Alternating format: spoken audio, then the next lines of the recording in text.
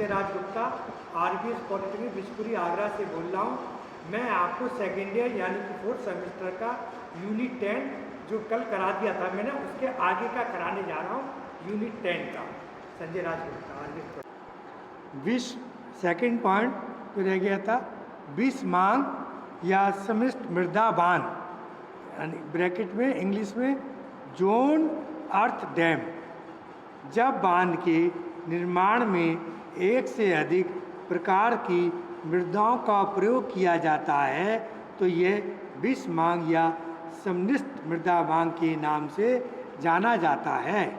बांध के विभिन्न भागों में अलग अलग प्रकार की मृदा का प्रयोग किया जाता है।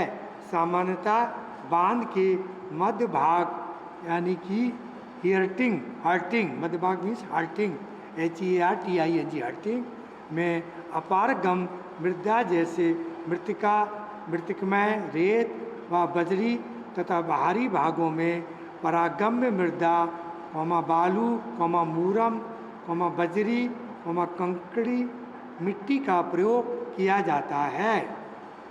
थर्ड पॉइंट, कोर दीवार वाला मृदा बांध। कोर दीवार वाला मृदा बांध इस प्रकार के बांध के मध्य भाग में रौंदा मृतिका यानी पडल क्ले PUDDLE पडल क्ले चिनाई या कंक्रीट की एक दीवार बनाई जाती है। Full stop. इसे कोर दीवार CORE कोर WARR कोर दीवार कहते हैं। ऐसे बांध को कोर दीवार वाला मृदा बांध कहते हैं। Full stop. इस बांध में मुख्य दोष यह है कि कोर दीवार के कारण मृदा बांध का निस्दन समान नहीं हो पाता है। Full stop. कोर वाले बांध को डायफॉर्म बांध यानी डायाफॉर्म DIAPHRAM डायफ्राम टाइप डैम भी कहते हैं। इसके बाद है निर्माण विधि। निर्माण विधि के अनुसार according to method of construction, निर्माण विधि के अनुसार नंबर 1, कुटाई द्वारा निर्मित बांध, rolled ROLLED rolled fill dam. इसके बारे में लिख लीजिए। कुटाई द्वारा निर्मित बांध, यह बांध एक के ऊपर एक मृदा की तह बिछाकर तथा इनकी उचित कुटाई करके खड़ा किया जाता है। बांध के लिए आवश्यक मिट्टी बांध स्थल के समीप खनान बोरोपिट्स लगाकर प्राप्त की जाती है। इसके बाद देखिए hydraulic fill dam. Hydraulic fill dam इस बांध में मिट्टी को खदानों से उखाड़ना ढोना तथा बांध पर डालना सभी क्रियाएं पानी की सहायता से की जाती हैं। स्टॉप। इस प्रकार से निर्मित बांध की मृदाओं की कटाई नहीं की जाती है। स्टॉप।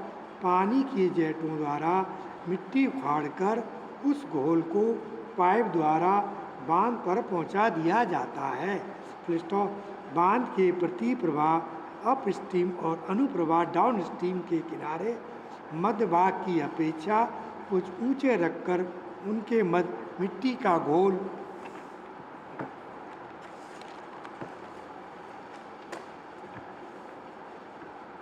छोड़ दिया जाता है। मिट्टी का घोल छोड़ दिया जाता है। इसके बाद है मृदा बांधों की ढालों की सुरक्षा। इसके बाद है मृदा बालों की ढालों की सुरक्षा। ये लिख लीजिए आप, मृदा बालों की ढालों की सुरक्षा। इसमें है मिट्टी के बांधों की प्रति प्रवाह फालक की ढाल जल तरंगों व अकस्मात ड्रॉ डाउन के कारण कटती रहती है और अनुप्रवाह की ढाल तेज वर्षा तथा बिल खोदने वाले जंगली जानवरों के कारण। स्टॉप। बांध को क्षतिग्रस्त होने से बचाने के लिए इसकी ढालों की लगातार देखभाल अति आवश्यक है। स्टॉप। ढाल संरक्षण के लिए निम्नलिखित उपाय किए जाते हैं। नंबर 1, पत्थरों की भराई करके बाई डंपिंग स्टोन। दूसरा, पत्थरों की पिचिंग द्वारा बाई स्टोन पिचिंग। तीसरा, ईंटों की पिचिंग द्वारा बाई ब्रिक पिचिंग। मृदा सेकंड लिखिए।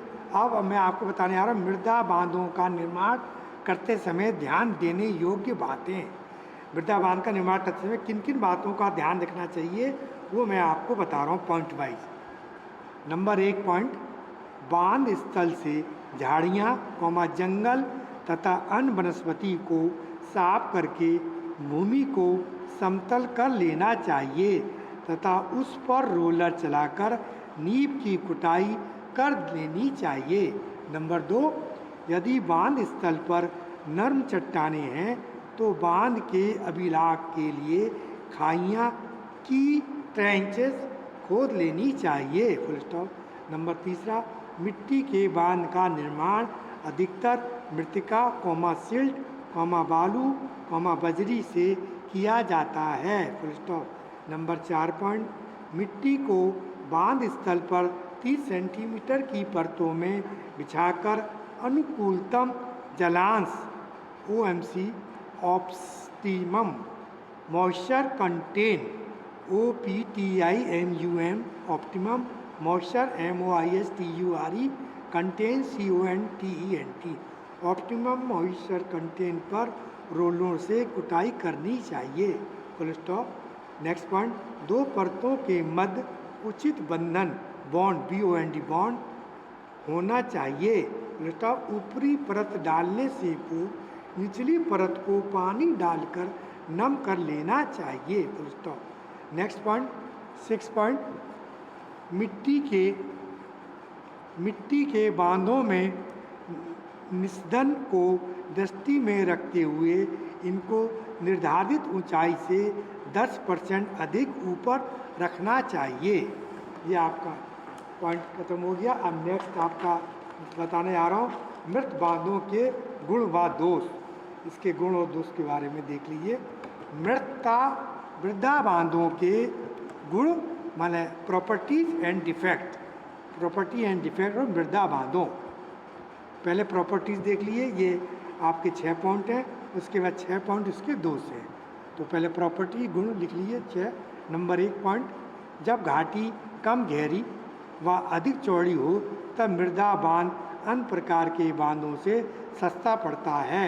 नंबर 2, इसका निर्माण सरल है तथा यह कम समय में पूरा हो जाता है। Full stop.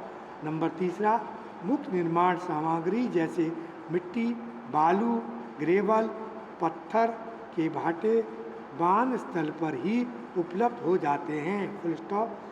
नेक्स्ट पॉइंट, इसके लिए यानी 4th पॉइंट, इसके लिए नींव का अभिकल्पन तथा निर्माण सरल है। Full stop.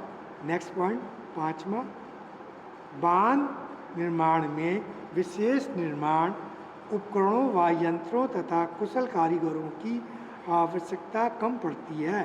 Full stop. Next point 6, भविष्य में यदि बांध की ऊंचाई बढ़ानी आवश्यक हो जाए तो यह कार्य सरलता से किया जा सकता है। Full stop. नेक्स्ट पॉइंट 7, बांध का अनुसरण सरल तथा अल्पव्ययी है। बांध का अनुसरण सरल तथा अल्पव्ययी है। नेक्स्ट दोष डिफेक्ट, DEFECT डिफेक्ट्स, दोष हिंदी में दोष कहते हैं। ये भी 7 पॉइंट हैं। इस 7 पॉइंटों को लिख लिए। नंबर 1, ये 7 पॉइंट में आपको बताने जा रहा हूँ, इसके लिख लिए। नंबर 1, बाढ़ के पानी के ऊपर से निकल जाने पर यह बांध देखते देखते नष्ट हो जाता है। बाढ़ का पानी जो ऊपर से निकलता है तो ये बांध नष्ट कटता जाता है, धीरे धीरे कटता जाता है तो ये नष्ट हो जाता है। नंबर 2 पॉइंट, इसके विफल होने के लक्षण स्पष्ट नहीं होते हैं। अधिकतम बांध बिना चेतावनी दिए ही फेल हो जाते हैं, बिना चेतावनी दिए ही ये फेल हो जाते हैं अधिकतम बांध। नंबर 3 पॉइंट, उपलब्ध यानी स्पिल वे ब्रैकेट में बांध के अंदर नहीं बनाया जा सकता है। स्टॉप। इसके लिए अलग से संतान देखना पड़ता है, अधिक से उत्थान यानी जगह देखनी पड़ती है, स्थान जगह, इसके लिए अलग से स्थान देखना पड़ता है। नेक्स्ट पॉइंट 4, इसकी लगातार देखभाल करनी पड़ती है, विशेष तौर पर बांधों के समय पर इसकी अलग से देखभाल करनी पड़ती है। नेक्स्ट, गहरी तथा तंग घाटियों में यह बांध उपयुक्त नहीं है। नेक्स्ट पॉइंट 7वां, मिट्टी के बांधों से पानी की रिसन हो।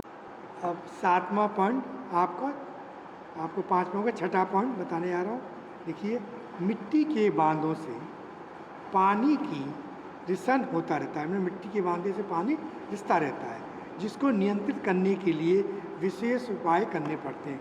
मिट्टी का जो बांध है उससे पानी रिसता रहता है, इसको नियंत्रित करने के लिए, कंट्रोल करने के लिए हमको विशेष उपाय करने पड़ते हैं।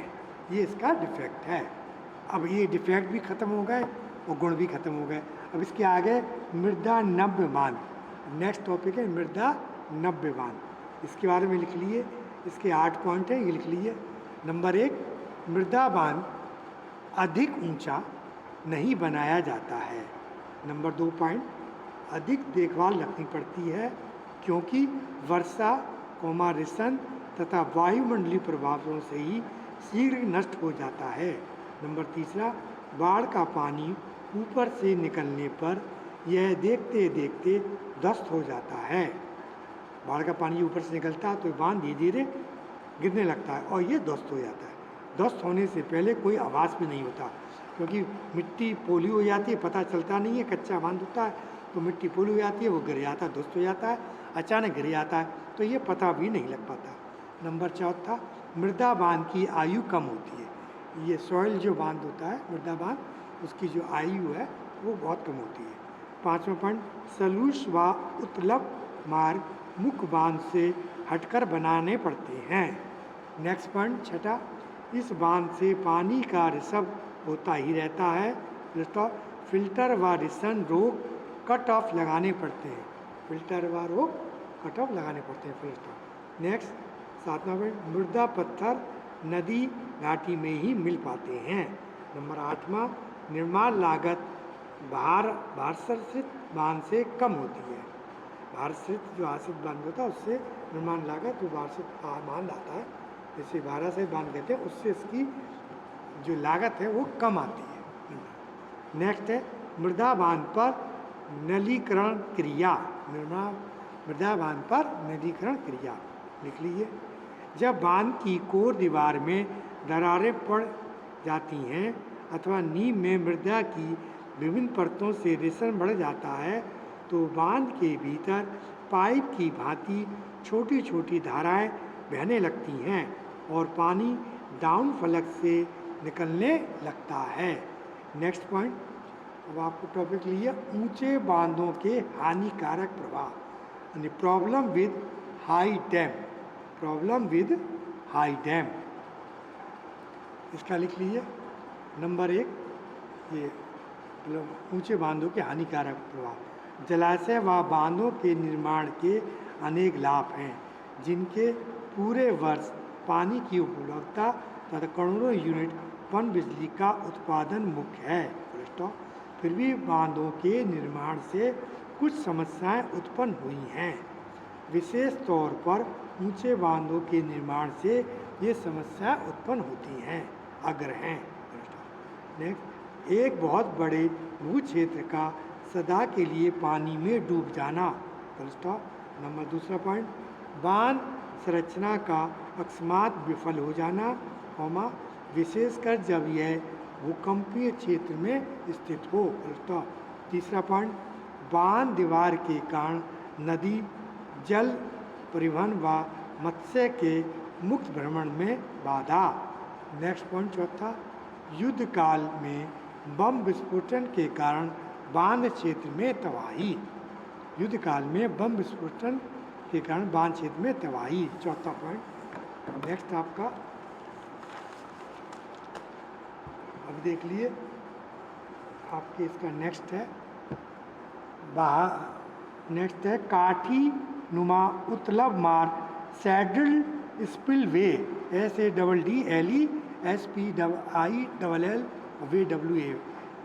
सैडल स्पिलवे, काठी नुमा उत्तलब मार्ग। ये कौन से लिखिए।